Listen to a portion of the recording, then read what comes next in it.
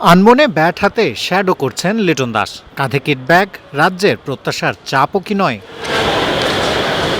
2023 সালের ডিসেম্বরে সর্বশেষ ওয়ানডে ক্রিকেটে 2 অঙ্কের রান করেছেন এই ডানহাতি উইকেট রক্ষক ব্যাটার। এরপর টেস্ট, টি-20 দুই ফরম্যাটে তার ব্যাট হাসলেও হাসেনি টাইগারদের প্রিয় ফরম্যাট বলে পরিচিত ওয়ানডে ক্রিকেটে।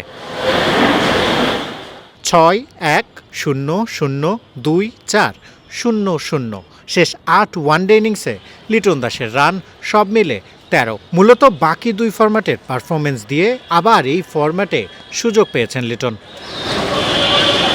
সেই ফেরার মিশনে অবশ্য এবার ওপেনার হিসেবে তিনি ভাবনায় নন। 2023 বিশ্বকাপে দলের ওপেনার হিসেবে খেলেছিলেন। দলের পক্ষে দ্বিতীয় সর্বোচ্চ রান করার পরেও বিশ্বকাপের পর কোনো এক অজানা কারণে ওপেনিং থেকে সরানো হয় লিটনকে। রান পাওয়াও যেন এরপর থেকে ভুলে যান লিটন।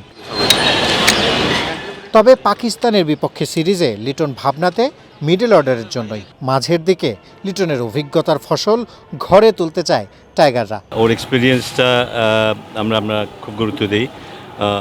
আমরা আশা করি যে ও খুব ভালো খেলবে।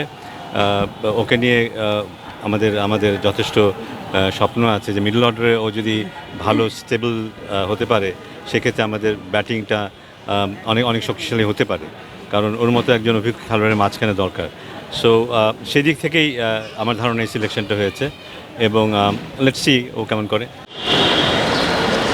95 ম্যাচের ওয়ানডে ক্যারিয়ারে 2569 রানের মালিক লিটন দাস। 1250-র সাথে আছে 5 সেঞ্চুরি। এই ফরম্যাটে বাংলাদেশের পক্ষে ষষ্ঠ সর্বোচ্চ রানের মালিক লিটনকে আবার রানে ফিরতে দেখতে চাইবে লিটন ভক্তরা। আর তেমনটি হলে ওয়ানডেতে যে জিততে ভুলে গেছে দল, মিরাজ বাহিনী আবার জিততে শুরু করবে নিজেদের প্রিয় ফরম্যাটে। শিহাব হাসান খান, ক্রিকেট 97, ঢাকা।